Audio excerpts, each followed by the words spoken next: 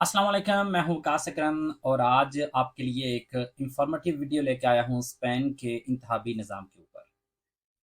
हर दफ़ा, हर साल बहुत ज़्यादा पाकिस्तानीज़ या हमारी देसी कम्युनिटी है जो कि स्पेनिश नेशनैलिटी हासिल कर रहे हैं और जिनको बाकायदा ये हक हासिल हो जाता है कि वो स्पेन में अपने वोट का हक अदा कर सकें। तो इसी सिलसिले में आज की ये वीडियो है क्योंकि स्पेन का इंतखाबी निज़ाम हमारे अपने मुल्क का जो इंतखाबी निज़ाम है उससे थोड़ा-सा डिफरेंट है। यहाँ यूरोपियन बहुत सारे ममालिक में ये सेम ही सिस्टम जो है ना वो अपनाया जाता है। तो क्योंकि शुरू में मुझे भी ये समझने में थोड़ी मुश्किल पेश आई थी तो इस वजह से मेरे ख़्याल में बहुत सारे लोगों के ज़हन में ये डाउट होगा क्योंकि यहाँ पे कभी भी हमने ये नहीं देखा कि एक बंदा दूसरे के खिलाफ इलेक्शन लड़ रहा हो या उसके खिलाफ मतलब वो जीता हो या हारा हो। यहाँ पे पार्टी बेस पे इलेक्शंस होते हैं, तो पार्टी बेस पे अगर इलेक्शंस होते हैं तो हमें समझने में थोड़ी दुश्वारी पेश आती है कि अगर हमने पार्टी को वोट दिया या लोगों ने पार्टी को वोट दिया है, तो ये कैसे इलेक्ट होत पता चलता है कि इसके इतने लोग आगे चले गए हैं और इतने इसके नहीं गए। या कितने लोग एक जगह से स्पेन के हर सूबे से या प्रोविंसिया से इलेक्ट होते हैं नेशनल पार्लियामेंट के लिए या जो कौन से खालिस होते हैं वो अयंतामिंतो के लिए किस बेस पे इलेक्ट होके जाते हैं। इन सब चीज़ों पे के बारे में हमने बात करनी है इस वीडियो में और साथ-साथ ये जो टिकट्स का मामला है कि बहुत दफ़ा आपने भी सुना होगा, मैंने भी बहुत दफ़ा सोशल मीडिया पे देखा है कि फलाँ बंदे को फलाँ पार्टी का टिकट मिल गया। तो इसका क्या मतलब है या इसमें असल हकीकत या असल नाम इस चीज़ का क्या है? इसके बारे में हम बात करेंगे। तो शुरू करते हैं। सबसे पहले हमारे लिए ये समझना बहुत अहम है कि स्पेन में टोटल जो न ल अगर हम नेशनल पार्लियामेंट की बात करें, कांग्रेसो दे लोस डिपुटाडोस की बात करें, तो वही सेम ही जो फ़ॉर्मूला है या स्ट्रक्चर है उसको हम जो बलदियाती निज़ाम है, जो अयंतामिentos के लिए इलेक्शंस होते हैं या जो कोmunidades के जो सूबों के इलेक्शन होते हैं उसमें कन्वर्ट कर सकते हैं। तो ताकि हमारे लिए समझना थोड़ा-सा आसान हो, तो मैं यहाँ पे आपको नेशनल जो पार्लियामेंट है कांग्रेसो दे लोस डिपुटाडोस है उसका थोड़ा-सा हवाला पेश कर देता हूँ। तो उसमें टोटल नशिस्तें हैं जो एमएनएस की हैं, डिपुटाडोस की हैं वो हैं 350। तो 350 लोग वहाँ पे जाने होते हैं हर जनरल इलेक्शन के बाद। तो ये 350 कहाँ-कहाँ से होते हैं? तो इसके लिए स्पेन को वैसे तो आपको पता है 17 कोmunidades हैं इसकी 17 सूबे कह लें आपको खुद मुख्तार। तो वो हर सूबा मुख्तलिफ प्रोविंसियास में डिवाइडेड है। तो उस प्रोविंसिया को यहाँ पे मैंने सूबा लिखा हुआ है लेकिन आप मतलब ये प्रोविंसियास उनको कह लें, हल्का कह लें या ज़िला कह लें, जो भी आपने समझना है क्योंकि ये थोड़ा सोचने में या समझने में आसान लग रहा था, तो इस वजह से टोटल प्रोविंसियास 50 हैं।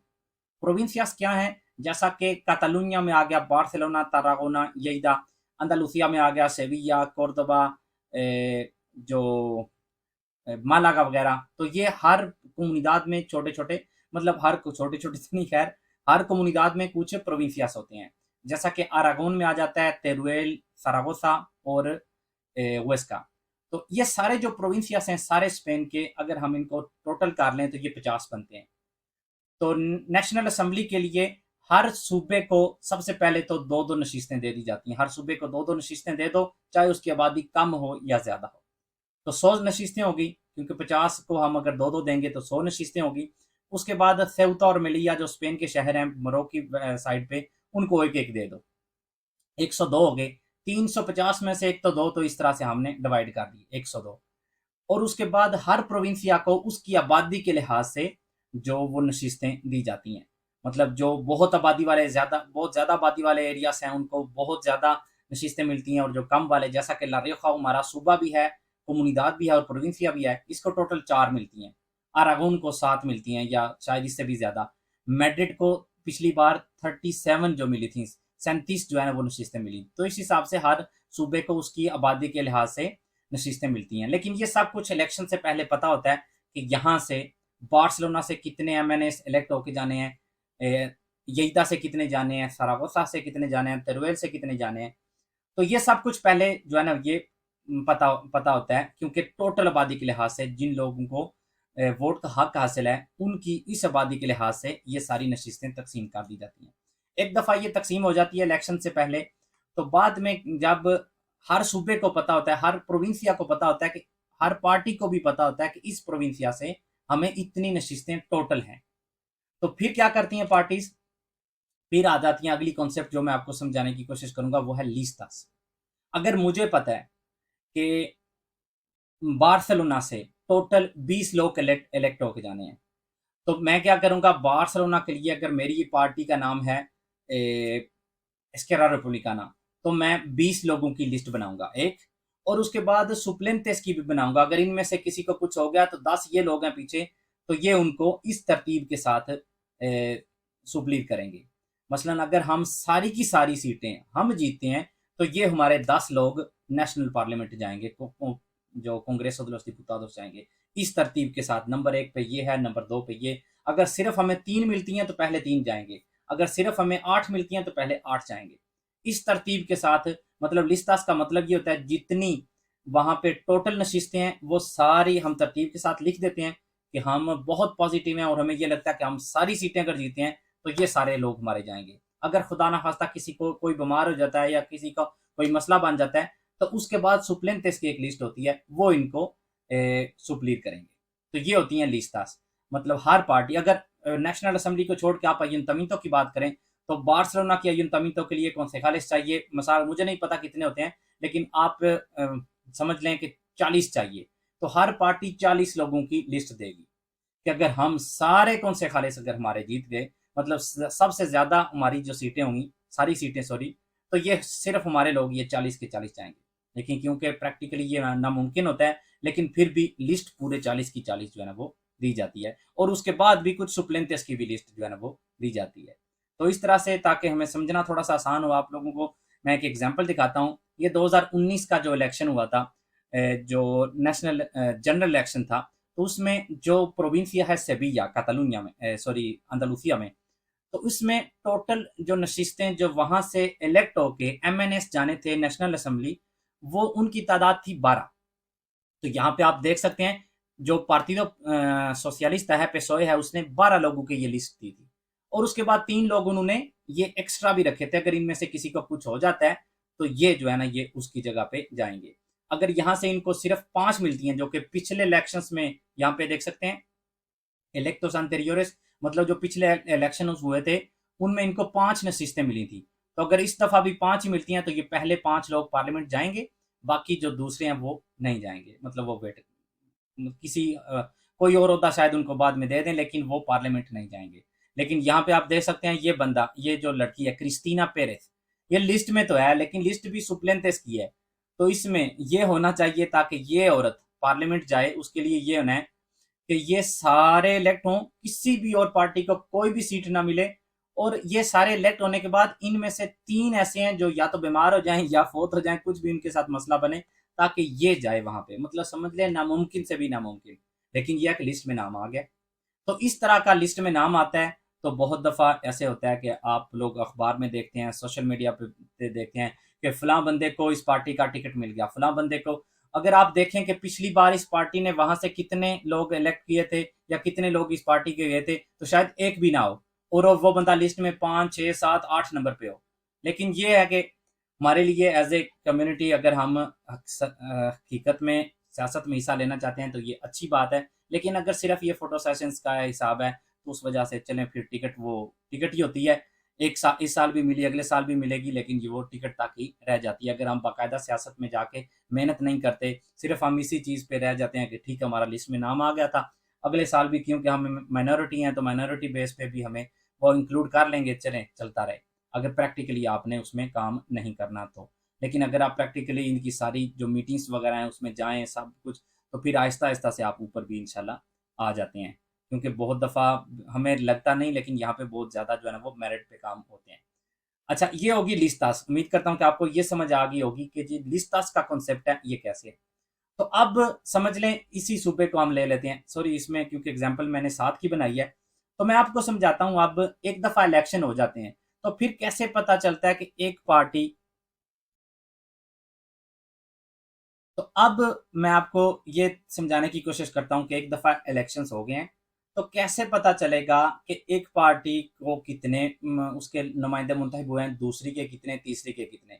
तो ये एक फार्मूला है जो कि स्पेन के अलावा बहुत ज़्यादा जो यूरोपियन कंट्रीज़ में और लातिनो अमेरिकाना जो कंट्रीज़ हैं वहाँ पे भी ये यूज़ होता है।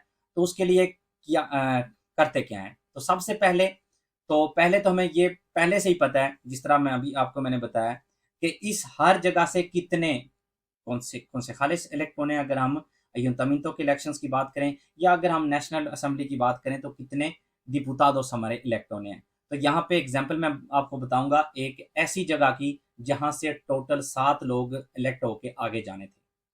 तो जब आपको पता है कि आपके इस प्रोविंसिया से 7 लोग इलेक्ट होके आगे जाने हैं, तो वो फॉर्मूला कैसे काम करेगा? तो सबसे पहले क्या किया जाता है, टोटल वोट जो कास्ट होते हैं वो उनकी गिनती की जाती है। तो जितने भी वोट कास्ट होते हैं उनकी गिनती करके ये देखा जाता है कि हर पार्टी को कितने वोट मिले हैं। यहाँ पे आप देख सकते हैं, जिस जगह से हम बात कर रहे हैं, जिस जगह की हम बात कर रहे हैं, वहां पे 5 मुख्तलिफ पार्टियां थी, और कुछ लोगों ने जो ब्लैंको में भी वोट दिया, मतलब वोट अपना कास्ट किया लेकिन किसी पार्टी को नहीं दिया। तो अगर हम ये सारे कास्ट वोट काउंट करते हैं तो टोटल बन जाते हैं 78 लाख। तो ये 78 लाख हमारे टोटल वोट हो गए। अब क्या करना है, हमने परसेंटेज निकालनी है कि हर पार्टी ने टोटल कास्ट वोटों की कितनी परसेंटेज ली है। तो यहाँ पे आप देख सकते हैं, पेसोए ने 51%, पेपे को 22%, पोदेमोस को 19%, तेरुएल एक्सिस्टे को 6%, पार्टिदो अरागोन को 0.45% और बोतो सिम्बलंग को 0.19%। तो ये टोटल हो गए। अब क्या करते हैं, डिपेंड करता है कि हम किस चीज की बात कर रहे हो। अगर तो हम बात कर रहे हैं बलदियाती इंतखाबात की, तो जो पार्टी 5% से कम वोट लेती है उसको निकाल दिया जाता है उस दौड़ से। तो यहाँ पे अगर हम उस बेस पे जाएं, अगर बलदियाती इंतखाबात थे तब भी ये पार्टी द्वारा गुण यहाँ से निकल जाता है, क्योंकि ये 5% तक नहीं पहुंचता। और अगर आम इंतखाबात हों, जनरल इलेक्शन हों, तो फिर 3% से कम लेने वाली पार्टी को उस दौड़ से निकाल दिया जाता है, जो कि सीटों की तकसीम की होती है। तो यहाँ पे अगर हम चाहे बलदियाती इंतखाबात हों चाहे वो आम इंतखाबात हों, तो ये पार्टी द्वारा गुण दोनों केसेस में बाहर हो जाता है, क्योंकि ना ये 3% तक पहुंचता है और ना 5 तक। और जो वोट जाया हुए थे या जो लोगों ने किसी को भी नहीं दिया, वो भी, तो इन दोनों को हम यहाँ से हटा देते हैं। तो हमारी जो दौड़ है, 7 जो नशिस्तें मैंने आपको बताया जिनकी हमने तकसीम करनी है, उसमें हमारे सिर्फ 4 पार्टियां रह गई हैं। 4 पार्टियां कौन कौन सी हैं? ये ऊपर वाली 4 जो मैंने अभी आपने देखी हैं, नीचे वाले हटा के, पेसोए, पार्टिदो पॉपुलर, पोदेमोस और तेरुएल। तो अब क्या किया जाता है, हर जो पार्टी का टोटल वोट है उसको एक एक करके उतनी बार तकसीम किया जाता है जितनी टोटल नशिस्तें हों। शुरू में शायद आपको थोड़ी सी समझने में मुश्किल है, लेकिन एंड पे आपको समझ आ जाएगी। तो यहाँ पे कितनी टोटल नशिस्तें मैंने आपको कही थी? टोटल 7 नशिस्तें थी। तो पेसोए के टोटल जो वोट थे, जो हमने पहले देखे हैं 40 लाख थे, उनको हमने एक पे तकसीम करना है, फिर 2 पे, फिर 3 पे, फिर 4 पे, फिर 5 पे, फिर 6 पे, फिर 7 पे, टोटल वोटों को। इसी तरह पार्टिदो पॉपुलर के टोटल वोटों पे पहले 1 2 3 4 5 6 7 तक। इसी तरह पोदेमोस और तेरुएल को। अगर हम इनके टोटल वोटों को इस तरह से तकसीम करते हैं तो हमारे सामने कुछ इस तरह से आ जाता है। तो आप देख सकते हैं 40 लाख वोट पड़े थे पेसोए को, उसको एक पे तकसीम किया तो जाहिर सी बात है वही होना है। 17 लाख पे वही होना है, 15 लाख भी और 5 लाख भी। तो ये इनको टोटल वोट पड़े थे, एक पे तकसीम किया तो वही रिजल्ट आ गया। यहाँ पे हमने टोटल वोटों को 2 पे तकसीम किया, 3 पे, 4 पे, 5 पे, 6 पे और 7 पे। तो ये हो गई इसकी तकसीम। तो ये कोएफिशिएंट इनको कहते हैं, ये जो हर डिब्बा होता है इसको कहते हैं कोएफिशिएंट किया हुआ है। तो यहाँ पे क्या है, यहाँ पे आपने ये देखना है कि हर पार्टी, मतलब सबसे पहले हमने देखना है कि सबसे बड़ा डिब्बा कौन सा है। जो सबसे बड़ा डिब्बा होगा, कोएफिशिएंट सबसे बड़ा होगा, वो पार्टी पहली टिकट ले जाएगी। तो यहाँ पे आप देख सकते हैं ऑब्वियसली सबसे बड़ी जो ये है 40 लाख वाली। तो इसमें हमने क्या करना है, 40 लाख है, इसको मैंने सिर्फ येलो कलर में इसलिए किया है ताकि हमें समझ आ जाए। ये हमने 40 लाख के ऊपर एक एक्स्ट्रा कलर कर दिया, और यहाँ पे नीचे लिख दिया कि पेसोई की एक सीट हो गई। तो अब हमने 40 लाख को वहां से हटा देना है। अब हमने देखना है अब जो रह गई हैं उनमें से सबसे बड़ा कोफिशिएंट या सबसे बड़ा डिब्बा यहाँ पे कौन सा है। तो 40 लाख के बाद जो सबसे बड़ा है, यहाँ पे 20 लाख है, यहाँ पे 17 लाख है, 15 लाख है। तो सबसे बड़ा यहाँ पे भी 20 लाख ही बनता है। तो ये एक और सीट पेसोई को मिल जाएगी। लेकिन यहाँ पे बहुत दफा आपके जहन में भी शायद क्वेश्चन अभी आया हो कि जब कोई डिब्बा सेम हो जाए किसी का तो फिर क्या होगा। तो जब कोई भी डिब्बा सेम हो जाता है तो उस केस में जो ये देखा जाता है कि सबसे ज्यादा वोट किस पार्टी को पड़े। मिसाल के तौर पे यहाँ पे अगर 1 लाख, सॉरी यहाँ पे 15 लाख होता और यहाँ पे भी 15 लाख है, ये सेम हो गए हैं, तो ये देखा जाएगा टोटल वोट किस पार्टी को ज्यादा पड़े हैं। इसको तो टोटल ही 15 लाख पड़े हैं, लेकिन इसको टोटल 17 लाख पड़े थे, तो वो नशिस्त ये 17 लाख वाली ले जाती है। इस वजह से बहुत ज्यादा यहाँ पे क्रिटिसाइज होता है ये सिस्टम स्पेन का, क्योंकि ये बड़ी पार्टियों को ज्यादा फेवर करता है। चलें, यहाँ पे हम हमारा ये केस नहीं है कि वो एक जैसा हो जाता है, तो इस वजह से हम इसको ज़्यादा डिस्कस नहीं करते। हमने ये कहा है कि 40 लाख वाला जो है ना, ये पहली नशिस्त लिया गया है पार्टिदो सोशलिस्टा ओब्रेरो एस्पाñol, मतलब पेसोए। अब हमने देखना है कि अगली नशिस्त किसको मिलेगी।